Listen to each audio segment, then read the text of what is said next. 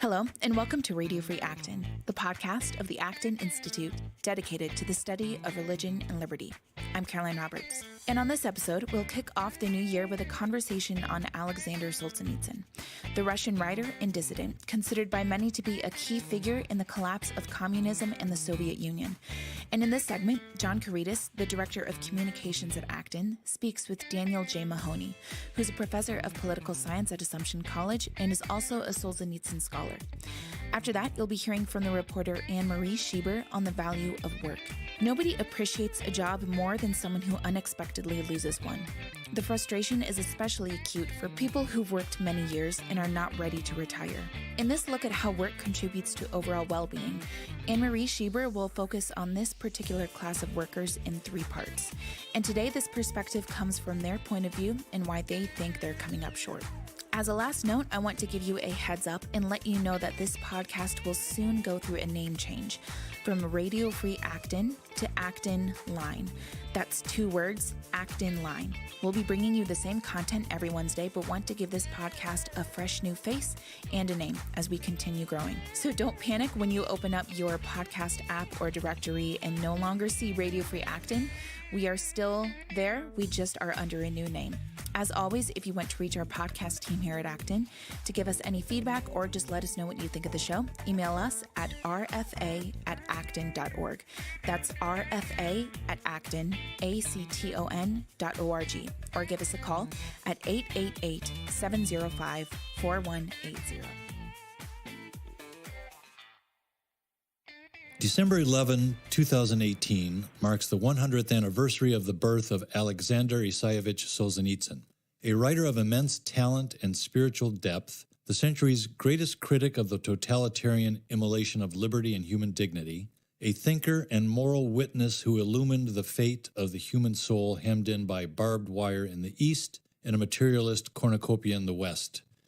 A modern St. George, he slew the dragon of ideological despotism with rare eloquence, determination, and grit. For that alone, he deserves to be forever remembered. Those are the opening lines of a new essay at City Journal titled Solzhenitsyn, a Centennial Tribute. Its author, Daniel J. Mahoney, is a Solzhenitsyn scholar. He holds the Augustine Chair in Distinguished Scholarship at Assumption College in Worcester, Mass., and he joins us today on the podcast. Welcome back, Dan. Thanks very much, John. Real pleasure to be here. Today we'd like to talk about two things, principally. The recent publication of Between Two Millstones, Book I, one in a series of memoirs by Solzhenitsyn, and it's new out from University of Notre Dame Press. And I believe this is the first time we've had this in English. Is that correct? That's correct. Yeah, it's a follow-up to an earlier volume that's, I think, widely read and esteemed called The Oak and the Calf that covered the years 1960 until Solzhenitsyn's forced exile from the Soviet Union in 1974. And this picks things up when Solzhenitsyn comes to the West, and then soon enough to the United States. And of the tremendous output that this great man gave us, memoirs were a significant piece of that. Tell us a little bit about this book. The period is 1974 to 1978. Solzhenitsyn has just been expelled from the Soviet Union. The Gulag Archipelago has been published. Let's talk, first of all, about the title. What was he getting at with that title? Well, it's a great title. Each of the memoirs has, at least the two, this is the first part of a larger work, Between Two Millstones. The second volume will cover the period the end of 1978 until Solzhenitsyn's return to post-communist Russia in 1994. But the title comes from a Russian aphorism of the little grain between two millstones. Just like the previous book, The Oak and the Calf, was how the calf butted the oak of the totalitarian state. The driving theme in the book is that Solzhenitsyn, a man who knew how to deal extremely deftly with the Bolsheviks, with the totalitarian state, felt more unsure of himself when he came to the West because, the first chapter is called, quite a long chapter, over 100 pages, is called Untethered. And Solzhenitsyn, among other things, Solzhenitsyn didn't know how to deal with the press. which was not really interested in his larger message or his literary works, but were interested in picayune things or narrowly political things that didn't particularly interest or consume Solzhenitsyn.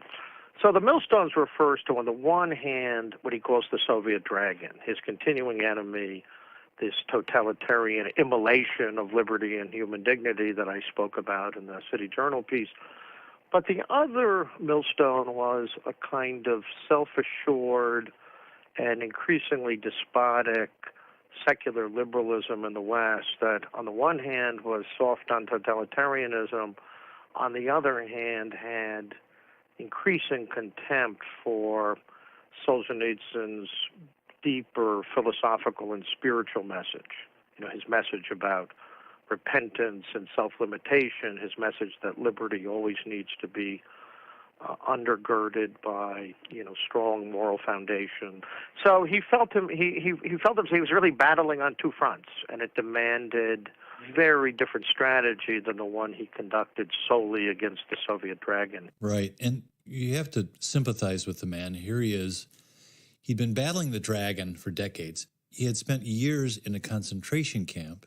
He'd been hounded by the KGB. They had made an attempt had cancer, attempt on his life. His publications needed to be shared clandestinely, smuggled to the West. He had devoted all of his strength to heroically battling this criminally unjust regime from the inside.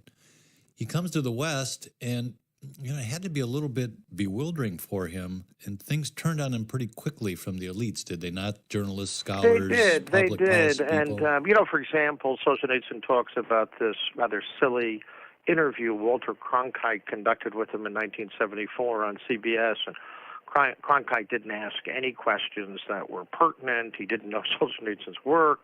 He starts sort of attacking Solzhenitsyn with all sorts of cliches. And at one point, when Solzhenitsyn's in Zurich and he's just being continually hounded by the Western press, he turned to a journalist and in frustration said, "You're worse than the KGB."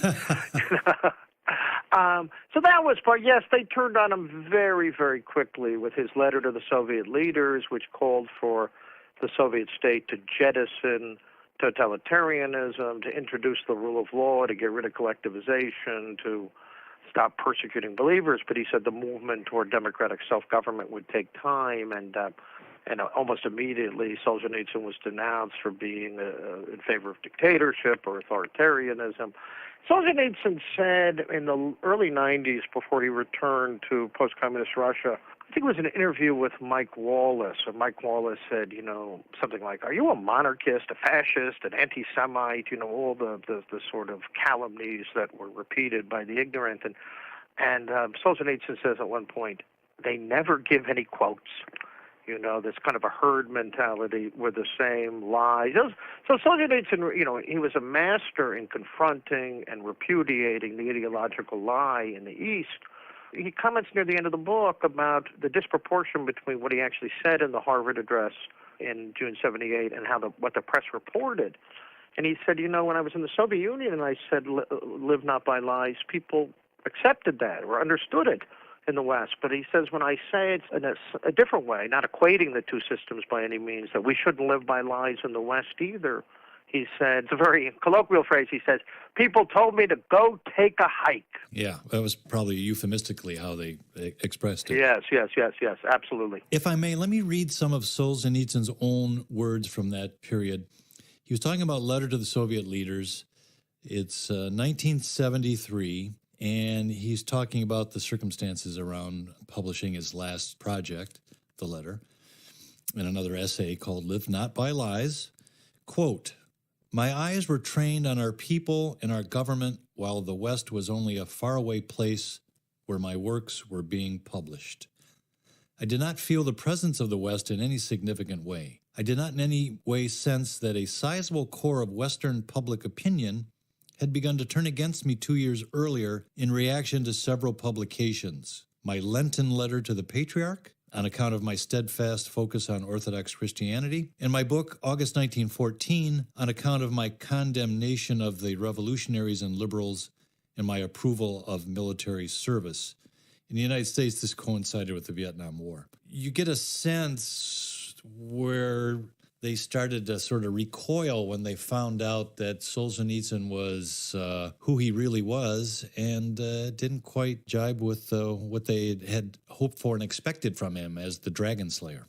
Yes, absolutely. And by the way, that turning against Solzhenitsyn happened among the dissident intelligentsia in the Soviet Union, as well as secular elites in the United States and Western Europe. I think with August 1914, people discovered that Solzhenitsyn, he was an anti-communist, an anti-totalitarian, but he was a Christian and he was a Russian patriot. And many of the sort of left liberal Russian dissidents were appalled by this.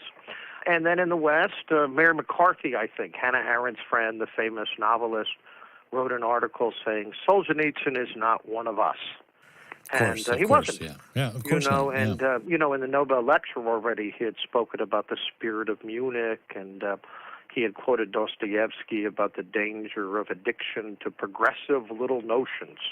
And yes, in The Red Wheel, of which August 1914 is the first volume, Solzhenitsyn makes very clear that the liberals and socialists in Russia, who saw no enemies to the left and did everything to bring down the Tsarist regime, which had many problems, as Solzhenitsyn highlights, but their task was almost wholly negative and destructive. And so Solzhenitsyn did not belong to the same spiritual family. And they began to sense that in the early 70s with all those things, with August 14th, with the letter to the Patriarch Pimen, with the publication of the letter. And also, if you read the Gulag Archipelago deeply, yes, it is the greatest indictment of a political regime ever written, but it is also a powerful testimony to the ascent of the soul or to the spiritual possibilities that cannot be permanently undermined by totalitarianism. So I think Solzhenitsyn's, the other millstone, between 71 and 74, 75, began to see that Solzhenitsyn was not one of them. Yeah, and as you say in your foreword to this volume, that he didn't become embittered. You say, quote, rather he strove to connect to those healthy elements in Western American society that were still open to the old verities and to the truth about the human soul. And indeed he did. Yes, I think that's right. I mean, there's a fascinating discussion of the Harvard Address and the reaction to it near the end of the volume. I think it was excerpted in National Review in June. But there Solzhenitsyn says, in addition to the predictable left-liberal denunciations of the Harvard Address, there were many editorials in small-town newspapers, letters from thousands of Americans that he received who resonated. That gave Solzhenitsyn hope that, you might say, the elites who despised his spiritual and political message were not representative of the American people or Western peoples as a whole. Well, I think his intuition was sound, and he found something that still can be found in this country. I think that's right. Maybe less so than in 1978, but it's still there. Yeah, I give you that. I think meaningfully in the 70s, one could talk about the silent majority, and on many cultural and moral issues, I'm not so sure that the silent majority is still the majority, but it's still a not inconsiderable part of who the American people are. And of course, those older sentiments and truths can be rekindled by paying attention to people like Solzhenitsyn, among others. Tell us a little bit about some of your favorite passages, episodes in this first part of Between Two Millstones. What can readers look forward to in these sketches of exile? Well, I think the first chapter, the first 15 or 16 pages of Untethered. The first day Solzhenitsyn is in Germany, staying at Heinrich Boll's house, dealing in a somewhat uncomprehending way with this Western media that won't leave him alone. I think it's quite remarkable because the way Solzhenitsyn presents the first section of Untethered, he realizes he's in another world and is going to have to learn another mode of adaptation in dealing with what turns out to be, if not the same kind of enemy as the Soviet dragon, then a sort of social force that was not friendly to what Solzhenitsyn represented. So I think that's a great section. I think Commentary Magazine excerpted that. One of my favorite passages is it's about a third of the book into the book, maybe less than that. It's when Solzhenitsyn was still in Switzerland, and he participated in and observed the elections in a Catholic canton, Appenzell, in Switzerland. And he points out that these cantonal traditions of self-government go back to the 13th century, says predating the Enlightenment, these traditions of morally serious, civically serious self-government. Solzhenitsyn expresses his limitless admiration for this sort of sturdy Swiss democracy where, freedom is rooted in law and rooted in self-limitation and rooted in the religious tradition of the West. And, of course, elsewhere, he expresses a similar admiration for local self-government in New England. So I think that's not only a beautifully written passage, 7-8 pages, but it's very revealing of Solzhenitsyn's moral and political philosophy. I'd say the treatment of the Harvard address near the end of the book is first rate. But also some of the machinations, the KGB. I mean, a group of Czechs, and Solzhenitsyn had a great deal of sympathy for the Czechs because of how badly they had suffered under communism and the repression of the Prague Spring in 1968. And a Czech couple volunteered essentially to be helpers and secretaries for Solzhenitsyn. And Solzhenitsyn says, I never let down my guard. I can always spot, intimidation or machinations of the secret police. But he hired these guys, and they turned out to be KGB agents. Oh, my goodness. Yeah, and there are other... they even fooled him. Yeah, they fooled him for a while, and it caused some damage. And he also talks about efforts of the KGB to forge his signature and to make it look like he had been a snitch in the camps and this kind of thing. And Solzhenitsyn responded very truthfully and forcefully to all of this. But that war with the Soviet dragon continued very much when he was in the West. And, and there are many, I think, some of his accounts of his trips to France and England, especially some beautiful travel writing about Spain right after the fall of the Franco regime. And Solzhenitsyn went to Spain, and he was advising the Spanish to move forward with their democracy, but not to make some of the same mistakes that contemporary West Europe was making in terms of repudiating the Christian tradition. And that's really wonderful writing. And some of his observations about the people he met and the land, and it's just, you really see an extremely talented writer at work. When we blog this podcast, we'll be linking to the book so you can find it easily when it goes up. At this point, I would like to turn to another project you're involved in, the Aleksandr Solzhenitsyn Center. And I'd like to talk to you a little bit about what the inspiration for that was. I understand you're directing this with Aleksandr Solzhenitsyn's sons. You can find it at solzhenitsyncenter.org.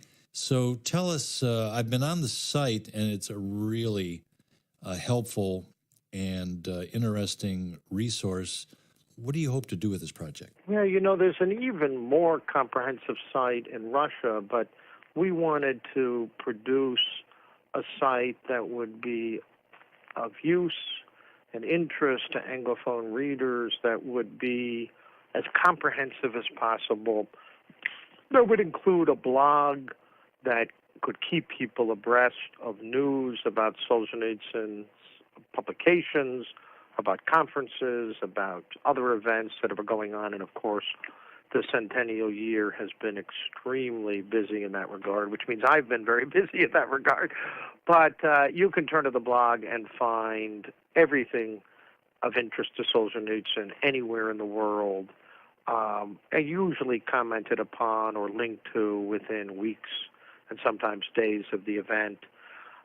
We have a section that gives people access to the different editions of Solzhenitsyn's work in English, with ample information about the nature of the various books he wrote, some publicistic, some nonfiction, many simply literary. although always dealing with important moral and sometimes political themes. You can have access to some of Solzhenitsyn's most important speeches. Yeah, and I was just on the site, and there are documentaries with English subtitles that have just been posted where you can actually hear Solzhenitsyn in his own words talking about that his trilogy was done in first 8 years of the 21st century. The one I've watched most recently is called Solzhenitsyn at the Last Bend of the River. But the Russian director, whose name escapes me at the present moment, very sympathetic to Solzhenitsyn, sat down with him. And this is an older Solzhenitsyn who I would say he's physically frail or frailer, but he's quite wise, quite insightful, quite spiritually luminous. And he answers a whole series of questions on the widest range of themes and issues, as I suggested a moment ago, with great spiritual depth. And the wonderful thing about this is there are excellent English subtitles, but you can see Solzhenitsyn, you can hear his voice. I think among other things, Solzhenitsyn is a great writer, but he is also a man of a certain spiritual luminosity and wisdom, and I think that comes across very nicely in these. I think it's posted right at the top of the blog section right now. Many people had asked about these, so the Solzhenitsyns just made them available, so again, people could have this more direct access to Solzhenitsyn's voice.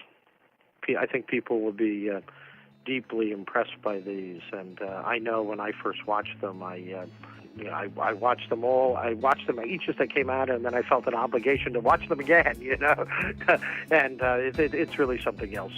Well, Dan, it's been, again, a pleasure to have you on the podcast to discuss the new book, Between Two Millstones.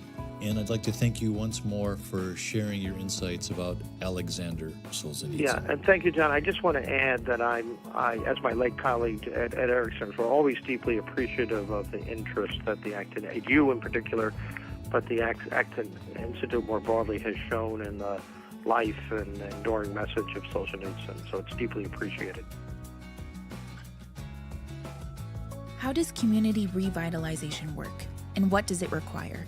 Tackling such complex, deeply rooted issues as intergenerational poverty, dangerous environments, high crime, and failing schools presents many challenges. Join us at the Acton Institute in Grand Rapids, Michigan on January 24 to hear how the purpose-built communities model fosters a coordinated, holistic approach based on quality and focused on sustainability.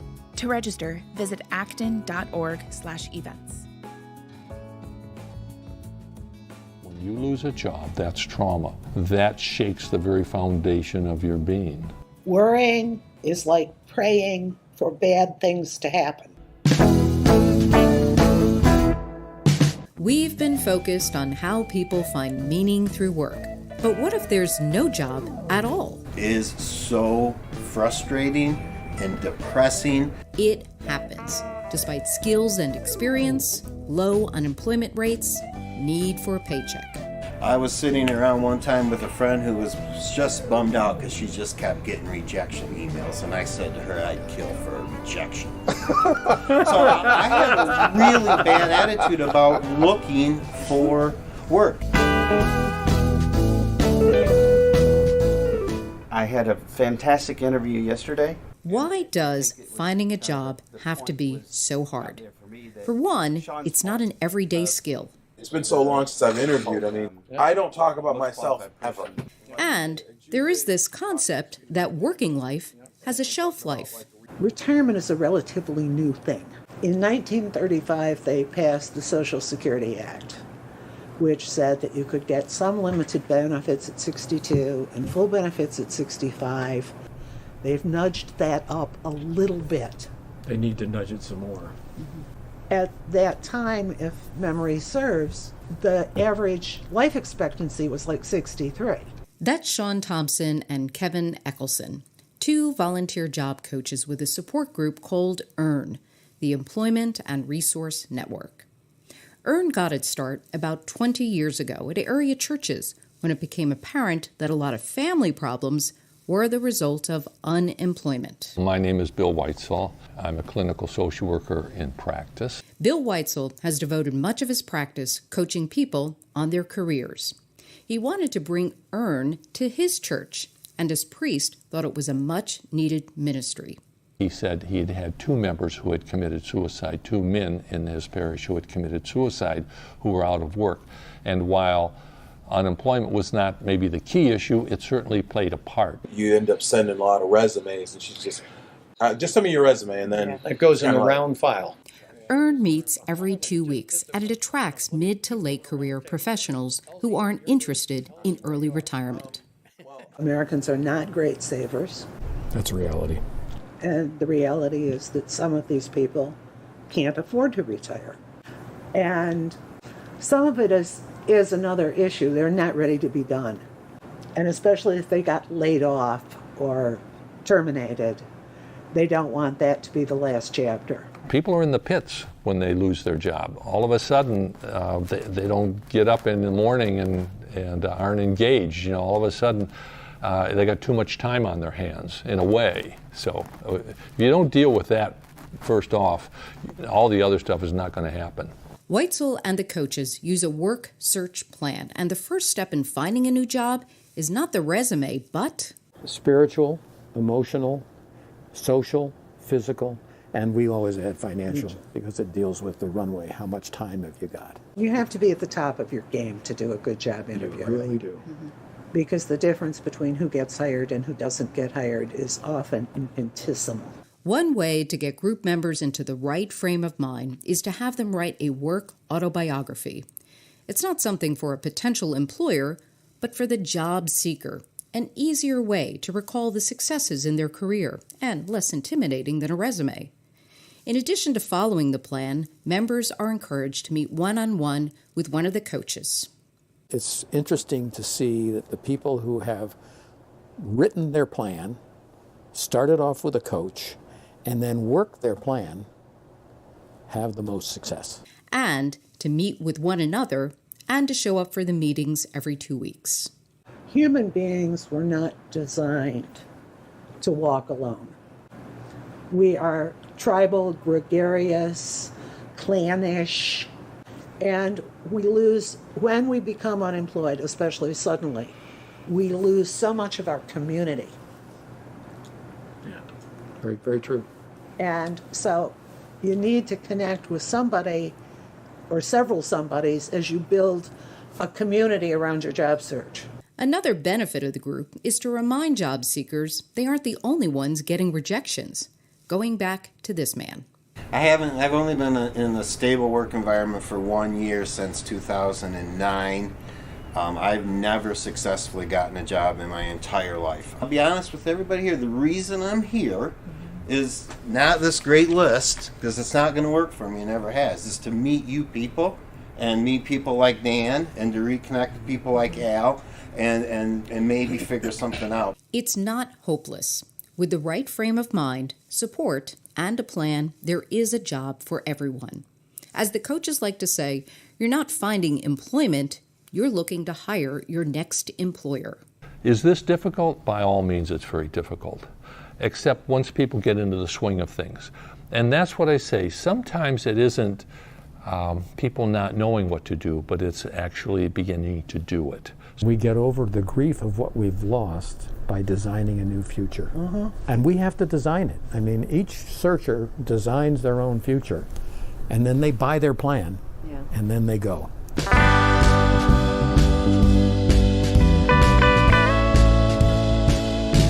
In other words, we are designed to work. And when we lose that part of life we call job, it corrodes our spirit.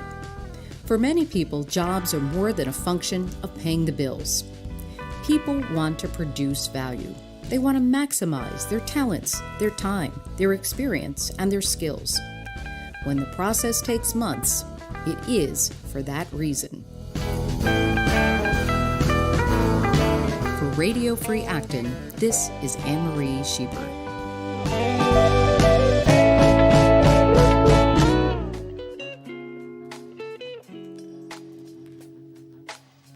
As always, thank you for listening. To learn more about the Acton Institute and what we do, visit our website at acton.org. If you want to reach our podcast team here at Acton, email us at rfa@acton.org or leave us a message at 888-705-4180 to give us feedback and to let us know what you think of the show. Lastly, if you enjoyed this episode, don't forget to swing over to iTunes and leave a review and rating. This episode is produced by me, Caroline Roberts, with audio mixing by Nathan Moore.